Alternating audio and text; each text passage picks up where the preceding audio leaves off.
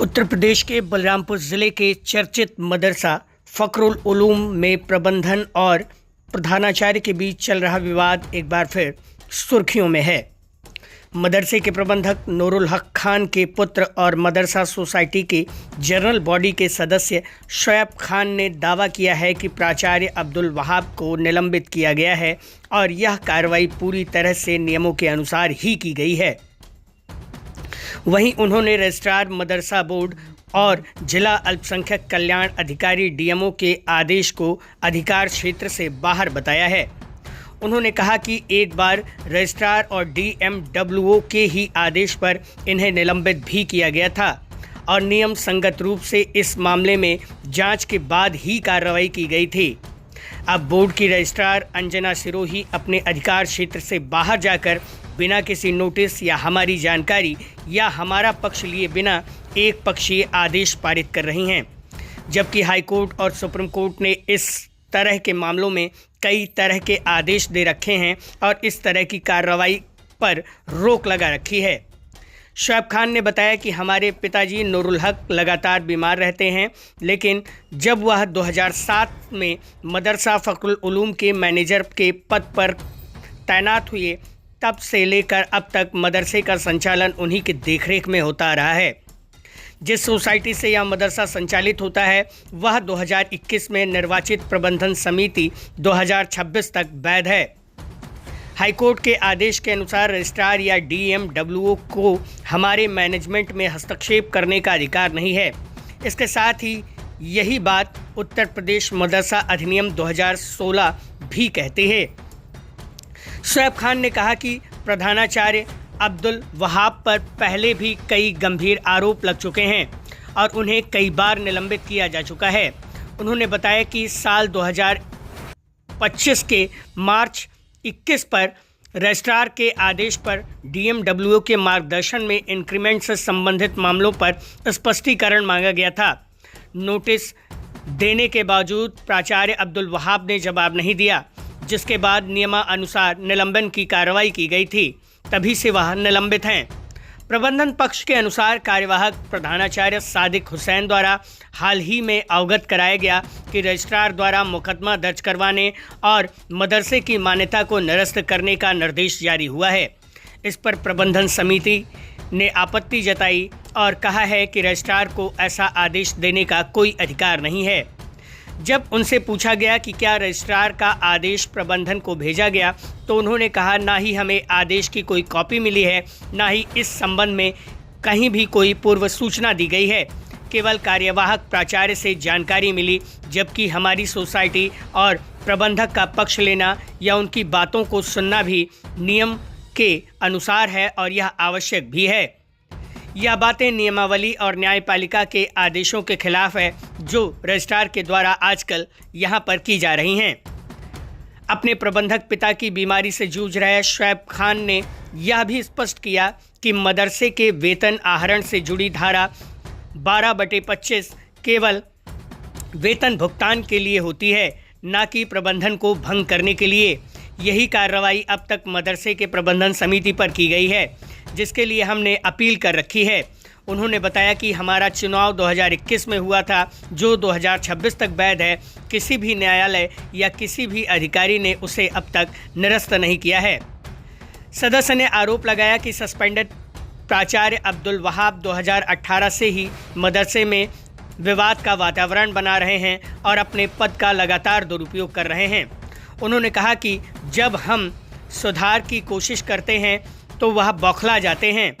पहले मदरसे में गंदगी और अनुशासनहीनता रहा करती थी, अब स्थिति में सुधार आई है और बच्चों को पढ़ाई का वातावरण मिल पा रहा है। फिलहाल प्रबंधन समिति ने इस पूरे मामले पर डीएमडब्ल्यूओ को जवाब देने की तैयारी कर रहा है और कहा है कि आगे की कार्रवाई बैठक में सामूहिक निर्णय के बाद की जाएगी। वहीं सस्पेंडेड प्राचार्य अब्दुल वहाब का कहना है कि मदरसे की मैनेजमेंट समिति भंग हो चुकी है और निलंबन अवैध है। इस पर प्रबंध समिति का पक्ष है कि चुनौती देते हुए उन्होंने कहा है कि अगर समिति भंग है तो आदेश दिखाया जाए, यदि समिति भंग नहीं है तो वह सामाजिक तौर पर सभी से माफ़ी मांगें। अब आप सुनिए प्रबंधक नूरुल हक की तरफ से उनका पक्ष रख रहे प्रबंधन समिति के सदस्य शोएब खान का बयान। जानिए उन्होंने प्रबंधन समिति के मामले में बोलते हुए क्या क्या बतलाया और अब्दुल वहाब व अन्य लोगों के विषय में क्या क्या कहा। मदरसे में हमारे 2018 से विवाद चल रहा है और 2007 से पिताजी हमारे कंटिन्यू मैनेजर के पद पे हैं, कार्य कर रहे हैं। तमाम मामले हाई कोर्ट में हैं, कहीं से भी कोई आदेश हमारे खिलाफ पारित नहीं हुआ है अभी तक। हमारे मदरसे में प्रधानाचार्य अब्दुल वहाब जो कई बार सस्पेंड हो चुके हैं, चार्ज हट चुका है, तमाम आरोप उन पर लग चुके हैं तरह तरह से, जिस पर मैनेजमेंट कार्रवाई कर रही है, करती आ रही है। अभी हाल में 21 मार्च 2025 को डीएमओ साहब के मार्गदर्शन पे इंक्रीमेंट से संबंधित कुछ मामलों पे मदरसे के डीएमओ साहब ने मार्गदर्शन मांगा था रजिस्ट्रार महोदय लखनऊ से, मदरसा बोर्ड के। तो रजिस्ट्रार ने अपने आदेश 21 मार्च में जो है स्पष्ट रूप से कहा कि भाई मैनेजमेंट जो है नियमावली के हिसाब से कार्रवाई करे जो भी नियमानुसार है। तो हमने अब्दुल वहाब साहब को नोटिस दिया, उन्होंने कोई जवाब हमको दिया नहीं उस संबंध में। कई बार नोटिस दी गई, कोई स्पष्टीकरण नहीं दिया, तो उनको जो है नियमानुसार निलंबित कर दिया गया। तो क्या आपको पावर है निलंबित करने? बिल्कुल, नियुक्ति करने की भी पावर मैनेजमेंट को है और निलंबित निलंबन निष्कासन सब कुछ करने की पावर, जो भी पावर है सब मैनेजमेंट के पास है। अब हाल में उसको निलंबित कर दिया गया, कार्यवाहक को चार्ज दे दिया गया, वेतन निकल रहा था। अभी हाल में कार्यवाहक द्वारा अवगत कराया गया है कि रजिस्ट्रार मैडम द्वारा कोई आदेश पारित किया गया है मुकदमा लिखाने और चार्ज उनको हस्तगत करने का। तो उन्होंने हमको पूर्व में अवगत कराया था, तो हमने उसका जवाब दिया था रजिस्ट्रार साहब को भी और डीएमओ साहब को भी। उस हक द्वारा अवगत कराया गया है कि भाई मुकदमा लिखाने के लिए और मदरसे की मान्यता को निरस्त करने के लिए आदेश आया है। तो उस पर भी प्रबंध समिति की बैठक हम लोगों ने बुलाई है, निर्णय भी उसका हुआ है, उसका जवाब दिया जाएगा कल डीएमओ साहब को। अब हाई कोर्ट तो ये कह रही है कि रजिस्ट्रार मदरसा बोर्ड को और डीएमओ डिस्ट्रिक्ट मॉनिटरिंग ऑफिसर को कोई पावर नहीं है। हमारे मैनेजमेंट के मामले में आदेश निर्देश सस्पेंशन टर्मिनेशन में कोई भी पावर रजिस्ट्रार महोदय को या जिला संघ कल्याण अधिकारी महोदय को कोई भी पावर नहीं है। लेकिन वो कर रहे हैं। अच्छा, जो अब्दुल वहाब का सस्पेंशन हुआ जी, उसमें कोई डायरेक्शन मिला था आप लोगों को रजिस्ट्रार के द्वारा? हाँ, रजिस्ट्रार के ही आदेश पे उनको निलंबित किया गया है। पावर हमको है, लेकिन रजिस्ट्रार साहब ने हमसे ये कहा मार्गदर्शन पे डीएमओ साहब के। किस सन में कहा? ये 2025 की बात है, मैं आपको दिखा रहा हूँ।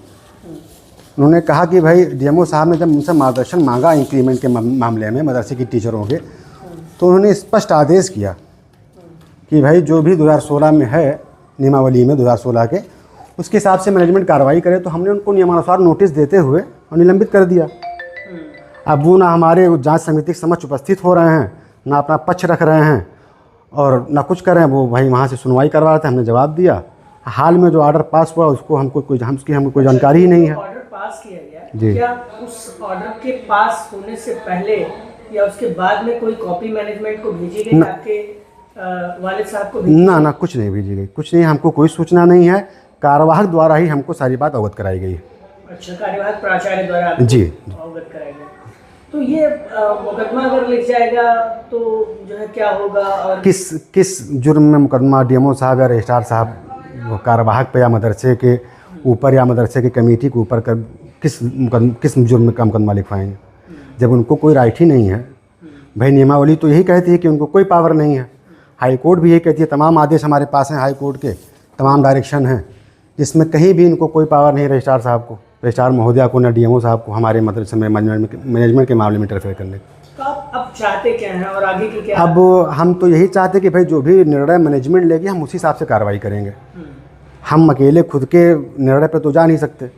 भाई कमेटी है, वो बैठक करेगी नियमानुसार, उसमें जो भी निर्णय होगा उस हिसाब से हम कार्रवाई करेंगे जो भी होगा आगे। आपके मदरसे का पावर भी 1 महीने पहले कुछ सीज किया गया है? नहीं, ऐसा कुछ नहीं। वो 12(5) एक व्यवस्था होती है जो 2016 की नियमावली में स्पष्ट रूप से लिखा हुआ है कि भाई जब किसी, मान लीजिए किसी कारण मैनेजमेंट जो है वेतन नहीं प्रस्तुत कर रही है कोई चूक के कारण, तो जिला संघ कल्याण अधिकारी उस पर जो है 12(5) के तहत वेतन निकाल सकते हैं। सिर्फ वेतन आहरण के उद्देश्य से ही लगता है। बाकी उससे मैनेजमेंट से 12/5 लगने से मदरसे से कोई मतलब ही नहीं है। जो सस्पेंडेड प्राचार्य हैं आपके, जी। उन्होंने मुझसे फ़ोन करते हुए बात की तो कहा कि मदरसे का जो मैनेजमेंट है वो पूरी तरह से भंग है, कोई मैनेजमेंट ही नहीं है। तो आदेश दिखा दें, कहाँ किस आदेश से भंग है। हमारा चुनाव 2021 में हुआ था, 5 साल के लिए हमारा चुनाव होता है संस्था का। 21 तक हमारा चुनाव वैलिड है, जो किसी भी 2026 तक वैलिड है, जो किसी भी न्यायालय द्वारा, हाई कोर्ट द्वारा, सुप्रीम कोर्ट द्वारा, कमिश्नर साहब द्वारा, चिटफंड रजिस्ट्रार द्वारा, किसी भी द्वारा उसको निरस्त तपास नहीं किया गया है। तो किस बेस पे वो कह रहे हैं कि हमारा वो भंग है मैनेजमेंट। रजिस्ट्रार मदरसा बोर्ड को आपको क्या लग रहा है कि ये लोग कार्रवाई से बौखलाए हुए हैं? ये कार्रवाई से बौखलाए हुए भी हैं, और ये चूँकि 2018 से ये लोग विवाद की स्थिति उत्पन्न की हैं। भाई ये प्रधानाचार्य हैं, अपना काम करें, लेकिन ये प्रधानाचार्य होते हुए ये मैनेजमेंट को चैलेंज करते हैं। भाई इनका जो कर्तव्य हो, अपना कर्तव्य निभाए, मैनेजमेंट अपना काम करे, लेकिन ये खुद ही से जो है सारी स्थिति इन्हीं की वजह से उत्पन्न है। बच्चों की पढ़ाई लिखाई उसमें इसीलिए हम लोगों ने इत्यादि ये भी सफ़र करता होगा। इसीलिए हम लोगों ने निर्णय लिया कि इनको हटा के भाई कार्यवाहक अब बाकी मदरसे की स्थिति आज देखिए, मदरसे का जायज़ा लीजिए, टीचरों से पूछिए, बच्चों से पूछिए कि पहली की अपेक्षा अब की अपेक्षा क्या फ़र्क है मदरसे में। एक गंदगी का अंबार लगा रहता था, कोई बच्चों को कोई पढ़ाई की फिक्र नहीं है। रात में लड़कियां और लड़के और तमाम तरीके के मामलात हुए हैं, जिसके क्रम में इनको जो है निलंबित किया गया। पूर्व में इनकी बहुत सारी शिकायतें मोहल्ले वासी भी जानते हैं, और बच्चों के भविष्य पे बहुत। तो आपका कहना है कि आपने चीज़ों को सही किया और ये प्राचार्य रहते हुए बिल्कुल चीज़ों को सही बिल्कुल नहीं कर बिल्कुल, पाए। हम तो यही कोशिश कर रहे हैं कि मदरसा हमारा चले और ढंग से चले, ठीक से चले। कितने बच्चे होंगे आपके मदरसे में? हमारे यहाँ करीब हॉस्टल में 200 बच्चे हैं करीब, बाकी प्राइमरी के बच्चे हैं। हॉस्टल में हमारे यहाँ परमानेंट 150-200 बच्चे रहते हैं।